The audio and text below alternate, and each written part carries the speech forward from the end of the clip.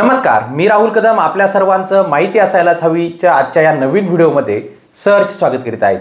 आज आपण ह्या व्हिडिओमध्ये जाणून घेणार आहोत की मुख्यमंत्री माझी लाडकी बहीण योजनेची जी काही ई-केवायसी करत असताना आपल्याला विविध प्रॉब्लेमला अडचणींना सामोरं जावं लागत आहे। यामागचं नेमकं कारण काय आहे आणि यावरती काही सोल्युशन आहेत का? तर चला सुरू करूया आजचा हा व्हिडिओ। मुख्यमंत्री माझी लाडकी बहीण योजनेची ई-केवायसी करत असताना अनेक अडचणींना आपल्याला सामोरं जावं लागत आहे। वेबसाईट चालत नाहीये, OTP सेंड होत नाहीये किंवा सुरुवातीलाच लॉगिंगला आपल्याला प्रॉब्लेम येत आहेत, आपलं नाव यादीत नाहीये असा पॉपअप सुद्धा येत आहेत। यामागची नेमकी कारणं काय आहेत ती सर्वप्रथम आपण समजून घेऊया। सर्वप्रथम जे काही आता 2 दिवसापासून जो काही प्रॉब्लेम सुरू झाला आहे की सुरुवातीलाच आपण लाडक्या बहिणीचे ई-केवायसी करण्यासाठी जर आपला आधार क्रमांक टाकला, कॅप्चा कोड टाकला आणि OTP साठी सेंड केलं की त्यानंतर आपल्याला एक रेड पॉपअप येतो आणि त्यामध्ये सांगितलं जात आहे की आपलं जे काही आधार नंबर आहे तो पात्रता यादीमध्ये नाही आहे किंवा लाडकी बहीण योजनेच्या यादीमध्येच हे नंबर जो हा आधार कार्डचा नाहीये। तर यामागचं मुख्य कारण म्हणजे जे काही वेबसाईटचं सर्व्हर आहे ते वेबसाईटचं सर्व्हर हे चालत नाही। जेव्हापासून मुख्यमंत्री माझी लाडकी बहीण योजनेची ई-केवायसी सुरू झालेली आहे तेव्हापासूनच या वेबसाईटचे प्रॉब्लेम हे आहेत। आपण सरकारच्याही निदर्शनास हे विविध वेळा प्रॉब्लेम आणून दिलेले आहेत, पण त्यावरती पाहिजे तसं काम अजूनपर्यंत झालेलं नाहीये।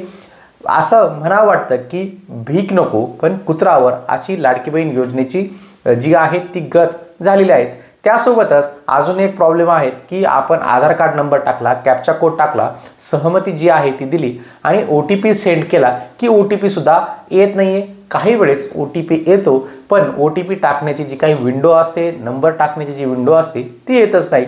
तर त्यामागचं मुख्य कारण म्हणजे हे सुद्धा सर्व्हर प्रॉब्लेम आहेत। तर यामधून अडचणीतून मार्ग काढण्यासाठी आपण रात्री 11 ते सकाळी 6 मध्ये प्रयत्न करा। त्यावेळेस सुद्धा वेबसाईटवरती लोड असेल किंवा सर्व्हर प्रॉब्लेम असेल तर अडचणी येतात। आता आपल्याकडे पर्याय नाही, सरकार सुधारतं की नाही माहीत नाही, वेबसाईट व्यवस्थित चालते की नाही तेही आपल्याला माहीत नाही आणि कधीपर्यंत हे सर्व सुरळीत होईल हेही आपल्याला सरकारकडून सांगण्यात आलेलं नाही।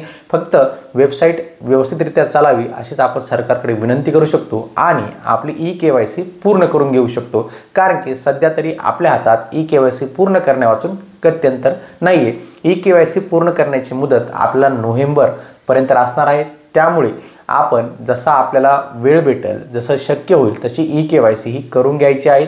आणि जरी आपले हप्ते थांबलेले असतील तर आपण ई-केवायसी केल्यानंतर आणि आपण योजनेस पात्र झाल्यानंतर आपले जे काही हप्ते आहेत ते सुरळीतपणे मिळणार आहेत। भले आपले हप्ते बाकी राहिलेले असतील तरी सर्व हप्ते आपल्याला हे मिळणार आहेत, त्याबद्दल आपण निश्चिंत राहायचं आहे। मुख्यमंत्री माझी लाडकी बहीण योजनेचा ई-केवायसी फॉर्म कशा पद्धतीने भरायचा याचा सविस्तर माहिती देणारा व्हिडिओ आपल्या चॅनलवरती आहे। तो व्हिडिओ जर पाहिला नसेल तर व्हिडिओ पाहून घ्या आणि आपला जी काही ई-केवायसी आहे ती व्यवस्थितरित्या करून घ्या।